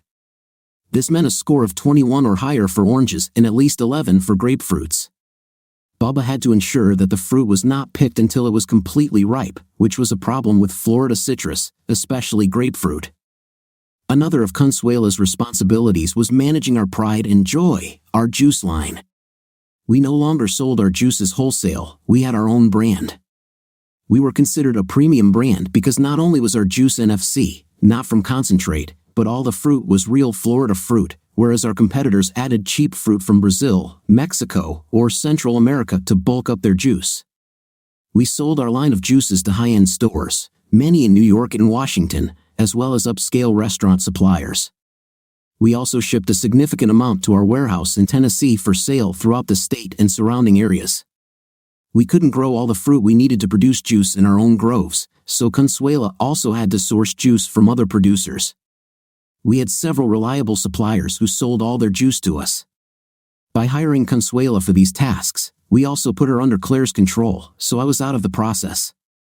Claire knew there would be no flirting, and Consuela knew I wouldn't treat her the way Bruce did. Back home, Claire and I went about our business.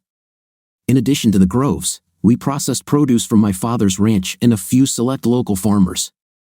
Over the years, we began distributing fresh vegetables and berries grown on farms in central Tennessee. Our employees did a good job in our absence, but there were always tasks that required our personal involvement. However, that didn't mean we didn't hear more about Bruce and his antics. About 2 weeks after we returned home, Pete called one morning to say that law enforcement had found Claudia Rivera's Toyota parked, presumably abandoned, in the Longtime lot at Miami International Airport.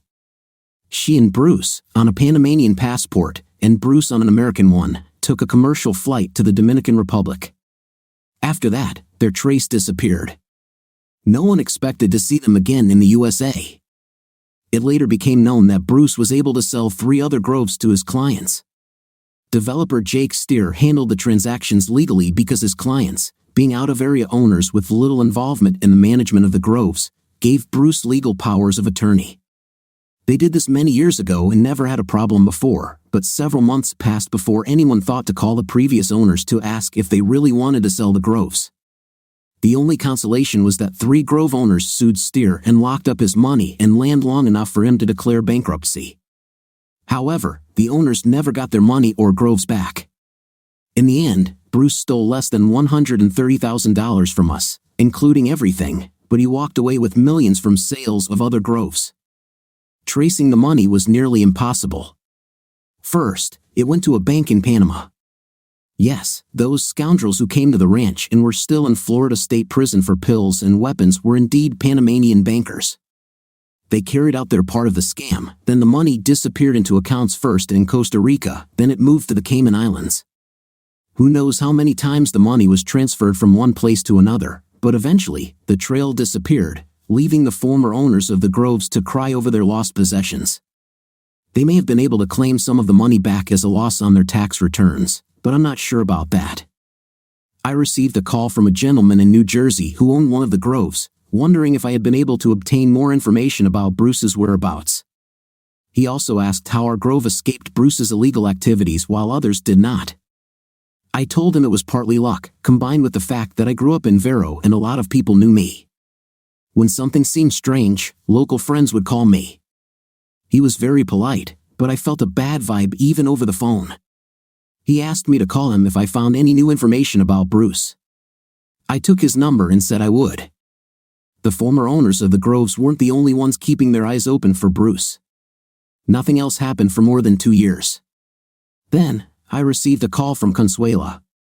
She had heard from her Latino friends that Bruce was now very sick and in the advanced stages of ALS, but was still healthy enough to take care of himself. It was said that he traveled to Canada to enter their national health care system for long-term care as his condition deteriorated. Trying to cheat the system again, such a vague rumor wouldn't have done any good if it weren't for the fact that someone had overheard the conversation and mentioned the name of a hotel in a small town near Quebec City. After consulting with Claire, and although she thought it would be pointless after all these years, I made arrangements to go to Canada. I was going to confront Bruce, assuming that the rumor had some basis and that it was, in fact, Bruce.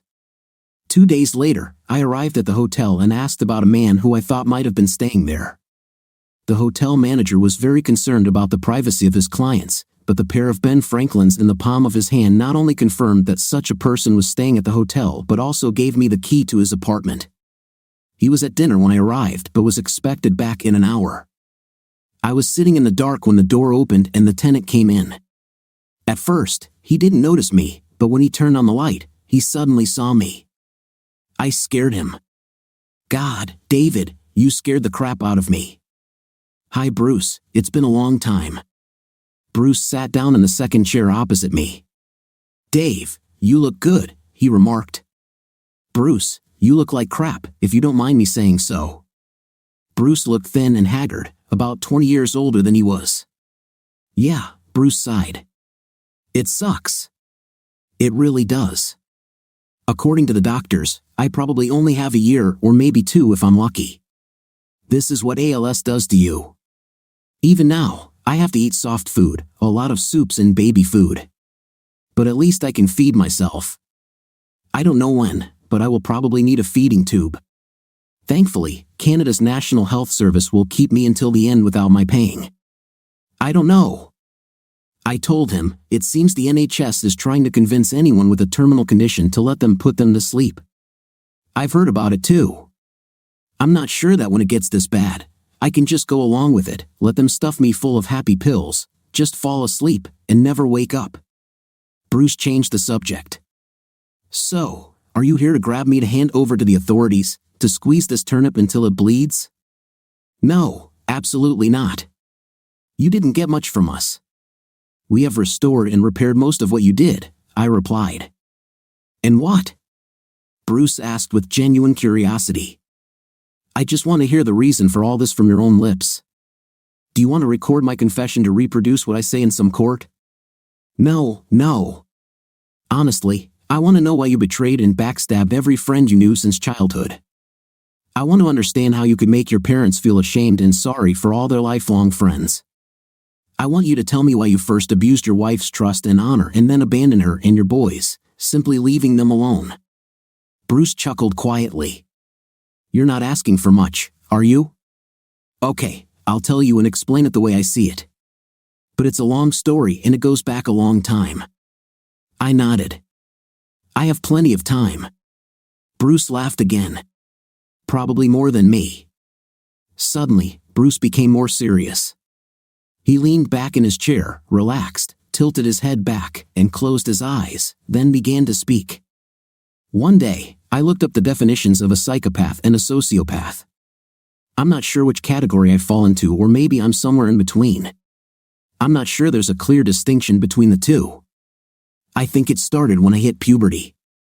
I remember thinking that rules are for fools, and I thought of all you virtue as its own reward types as fools, including my parents. I realized that I needed to keep my mask on and hide the real me from the world. If I did that, I could get away with almost anything until the very end when I hit the jackpot. That was my only rule: be smart, don't get caught. Most of the time, I was stupid and impulsive. If I saw something I wanted, I just took it. But at some point, I realized that if I continued doing this, I would eventually get caught. That's when I realized I needed a plan, my own set of rules, not to conform to the demands of society, but only for my own protection. I called this my number one concern. First of all, don't be greedy. If I were to find a woman's jewelry box, I wouldn't take the most expensive piece of jewelry or the truly unique piece, and God forbid any heirloom piece. I would take a set of gold earrings or maybe a gold ring with a couple of small jewels, things that could take months or even years before they are missed. If they were missed, people would think they had lost them and simply wouldn't be able to do anything about it. They would only have vague memories of them. They'd just gotten lost, and it was easy to get rid of them because they were nondescript. Remember that gun you found when I was selling it from my house in Fort Pierce? This was an example. The gun was in a box on one of the boats in the harbor, tucked in the back of a drawer covered with some shirts where people wouldn't see it unless they were looking for it. I could tell the owner of the boat had not used it for a long time. I don't know if he ever knew it was gone. If he looked for it, he wouldn't even remember what he did with it and would think he moved it and just couldn't remember where he put it. You almost caught me that time. I didn't expect you to show up later, and the gun has long since disappeared. I know you were suspicious at that moment, but I had my story, and you still gave me the benefit of the doubt. I don't want to sound like I'm bragging, but I fooled you all and had a good time with women. This is a completely separate topic. I could pull women's panties off, of course. You know I've always been attracted to Latinas. Even after I got married, I never stopped sleeping with other women. Sometimes I would portray some of the boys' mothers. Remember Matt from the football team? I did this a couple of times with his mom. She liked it. She wasn't Latina, but she still let me do whatever I wanted. She was one of the original cougars and just loved being teased. God, they were so easy to manipulate. Consuela was different. She was smart, and I wanted to have children, so I treated her differently. I married her, which convinced her that I loved her. I mean, she still allowed me to have everything I wanted, but I imposed restrictions on myself. Until the end, she was just another woman I lived with and could have at any time I wanted. Then disaster happened. I've always been coordinated and in great shape, so when I started having problems with my balance and strength, I knew something was wrong and went to the doctor. He referred me to a specialist, who tentatively diagnosed me with ALS. The final diagnosis, he said, would take time, but I knew in my gut that he was right. It was a death sentence, and there was little that could be done. Medicines do not add years to life, only months. I was told that realistically, I had 3 to 5 years before my body would shut down and I would suffocate because my lungs could no longer breathe. I guess that's what made me furious. Bruce fell silent for a full minute after these words. I told my parents but asked them not to tell anyone, not even Consuela, about the diagnosis until we were sure. I had already been sleeping with Claudia for 6 months before I found out about my ALS. Claudia was a nymphomaniac, if such a thing exists, and she was so perverted that even I was amazed. The idea of selling the groves came to her first. I mentioned that I had powers of attorney from the owners of the 3 groves I managed, and she started making plans. How much? She asked. Could I get for selling these groves? She worked for a real estate agency and knew some developers who were trying to buy land to build houses in the area. Through her, I met Jake Steer. We sat down and started discussing pieces of land that I could control. He thought he could raise about $115 million from investors to buy the land if I sold all 3 properties. At that time, we didn't even consider your grove because I knew that you had a long-term plan for its development. Even then, I was hesitant because if I did it, it would be a one-time deal with no possibility of return. Then she hooked me. See, I didn't tell my wife about my ALS, but I did tell Claudia. Claudia argued that there are treatments in Europe that the FDA prohibits in the United States. But outside the US, treatment is available in countries like her native Panama. They are not as strictly regulated, or perhaps it's more accurate to say that no one pays attention to regulations or officials can be bribed to turn a blind eye to the rules. In other words, she gave me hope. She said she knew some Panamanian bankers she went to university with who were experts at laundering questionable money and that Panama had the same strict confidentiality rules as Switzerland. She said she could get them to come to us so we could work out our plan. When they arrived, we all had dinner together, and although no one spoke of the money as dirty or stolen, everyone understood that it would be so. Maybe they thought it was money from substances or something like that, but they didn't care. We started by transferring money to the Cayman Islands, then it moved to Costa Rica, then to Jersey or the Channel Islands off the English coast, and finally back to Panama, where it would become clean and available. I mean, who would have thought that the island of Jersey was a major banking center? But apparently, it is. That night, after dinner, we had some drinks, went back to the hotel, and Claudia served us all. After all this, she was ready to go to the bar and find new men. Crazy, right? I persuaded her not to do this. The next day, when the Panamanian bankers left for Panama, they also took $110,000 of my money to make me a Panamanian passport, which they did, a real one with my photo and a different name. I haven't used it in a couple of years, but I still have it somewhere. I still had a bucket list of things I wanted to accomplish before I died, but now I expected to do them with a ton of money. Claudia was never satisfied. I had true powers of attorney for the other 3 groves, but she became greedy and wanted to sell your grove. She said she could forge a power of attorney for your grove, and we would disappear before any of the owners, including you, found out. By the way, how did you find out? I shrugged. People talk and gossip, and eventually, it got back to Pete, who called me to ask if I was selling the grove without his knowledge. By that time, our banker had seen the fake document and called me to tell me about his suspicions.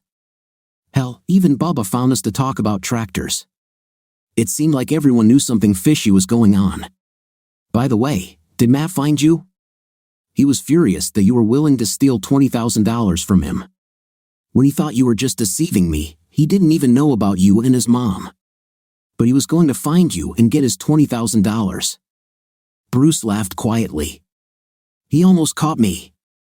I was hiding in an empty rented house that almost no one knew about, in one of the groves. But Matt knew about it because when we were in school, we would go there to smoke if we had the money to buy it. I went out onto one of the roads through the grove and saw his truck on the other side. I realized that this was not good, but he did not see my truck. I think we were hidden behind the trees or something, but I was just about to sell the truck, so I didn't worry about it. Bruce fell silent again, as if gathering strength to continue speaking. The situation with Consuela at the end was completely different. I did so many kinky things with Claudia that I just wanted to exert control over Consuela. The threesomes with the other grove owners were just to distract them so they would treat me well, and it worked. They stayed away long enough for Claudia and me to close the grove sales. What fools they were to give me powers of attorney over their property. My father worked for them for years, and they expected the same from me, like a grateful serf working until exhaustion for the crumbs they paid me. I think they were surprised. Bruce looked at me to ask, "Have you tried any of these women?" Consuela is damn good. Not like Claudia, but Claire, and you can trust Consuela. No, I answered. I don't sleep with employees. It's a pity, Bruce said. I wanted you to try intim with me and Consuela, or even bring Claire and make an exchange. Claire looks pretty hot. I didn't comment on this. When you fled, I think the last place you were seen was in the Dominican Republic, but you didn't stay there. What happened between then and now? Yes, Bruce replied. We landed in the Dominican Republic on my original passport, but a couple of hours later, we flew to Costa Rica, where I used the new Panamanian passport. Claudia, I believe, had a Honduran one. We arrived at the San Jose airport in Costa Rica and spent a couple of days there. We stayed at a casino hotel where the bar was filled with available women. Claudia and I were hanging out at the bar, drinking, and she was picking out one of the girls based on what they were willing to do. Many didn't want to engage with women, so we let them go, but there were still plenty of options, and we had some fun nights there. Then we went to the West Coast and did some deep-sea fishing. It's great there, you should try it. Marlin, swordfish, sailfish, you name it. Claudia found a new interest there too. One day, she brought back an effeminate guy, an American, as she called him, but he also had a night with women. I won't even describe some of the things we did with this guy. He was thin, his body was clean-shaven, and he was just as perverted as Claudia. I was tired of Bruce's bragging, so I motioned with my hand for him to continue. We stayed there for about a week. By then, we thought our money had stopped being sent and was in the bank account. Next stop, Panama. This is where everything went to hell. We boarded a flight to Panama City, the capital. The flight was okay, but when we got off, Claudia went to get the rental car while I went to get my luggage. That was the last time I saw Claudia. She left me. I looked for her at the airport for an hour before I realized she was gone. I was the scapegoat. I hired people in Panama to look for her, but she had completely disappeared. I'm not even sure she was actually from Panama. I rented a hotel room, and the next day I found out where the bank where my account was opened was located and went there. Sorry, sir, but your wife withdrew all the money from the account yesterday. No, sir, we don't know what she did with it. She took everything in bearer bonds you bought. Bruce lowered his head and sat shaking his head. Can you believe it? She stole my money right from under my nose. I wasn't completely broke because I still had money from your account and from selling the tractors and my truck, but it was a little more than $100,000, much less than the $15 million. I felt sick thinking about how I had been deceived, but someone at the top must have been looking out for me. The next morning, I received a call from the bank saying that the last $1 million had just been transferred from abroad. Of course, I wanted to get it. I went back to the bank as quickly as possible and transferred the money to a new account, one without her name attached. That's the whole story. It goes without saying that Claudia lied to me about the ALS treatment in Panama. I consulted the best doctors there, and the only treatments they knew of were the same ones available in the States. After all, she lied to me and stole most of my money. However, with over $1 million in my pocket, I could live a luxurious life for decades in Panama, but I didn't like it there. I moved at least every 6 months, and more often if I thought someone was getting too close. With the remaining money, I was able to buy Canadian documents that would pass muster unless there was the most in-depth investigation, something only intelligence agencies could conduct. Nobody cared enough about me to try that hard. Maybe I'm paranoid, but there were a few times when people seemed to ask questions about me that made me nervous. Leaving the country with a new name seemed reasonable, so here I am. I think I should change hotels now. If you can find me, other people can too. You said you weren't going to turn me over to the authorities, right? I nodded. No point in doing that now. I just feel pathetic for calling you a friend for most of my life. Do you remember that girl Connie Lopez who took my virginity? Certainly. She was hot. I was with her long before you. Well, she told me a long time ago that you were not my friend and that one day you would betray me. She was right. I stood up and headed toward the door. Hey, you were the closest person I was friends with, Bruce said, but I couldn't help myself. I told you. After all, I'm a psychopath. He was still laughing as I closed the door behind me and walked down the hallway to the front desk. As I walked through the check-in area, I saw 2 large, fierce-looking men sitting there. I caught their gaze and nodded to them. They understood what I meant. I placed Bruce's room key on one of the side tables and walked out the door. That night, I boarded a flight back to Nashville. About a week later, I read that a man's body had been found in a secluded forest outside of Quebec City, Canada. The first report stated that the man had been severely beaten with baseball bats while he was alive, and there were marks in the surrounding soil. Then, 2 men, one on each side, shot him 6 times each, for a total of 12 shots, with .38 caliber revolvers. Due to the number of bullets and the lack of casings, authorities believed that .38 caliber revolvers were used. They had no clues as to who the culprits might be. Canadian authorities were unable to identify him at that time because his Canadian documents turned out to be false. In the Canadian documents, he was listed as Jack Monner, but this man did not exist in Canadian archives. When they searched his last known location, a hotel room less than 5 miles away, they found several other sets of documents.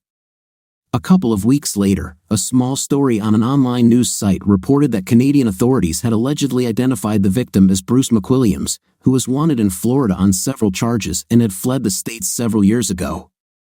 Although I told Bruce the truth that I would not go to the police and turn him in, I was lying by omission. There was that Grove owner from New Jersey whose Grove Bruce sold. I promised him that if I heard anything about Bruce or his whereabouts, I would let him know. I thought it was only fair that Bruce's end came at the hands of another psychopath who was even more cruel than he was. Perhaps there was something wrong with me too because I didn't mourn or shed a single tear for Bruce. What do you think of our story today? In my opinion, the situation is unpleasant first of all for the husband, but at the same time he got a great revenge on his wife. What's your opinion? Write in the comments. Until new videos.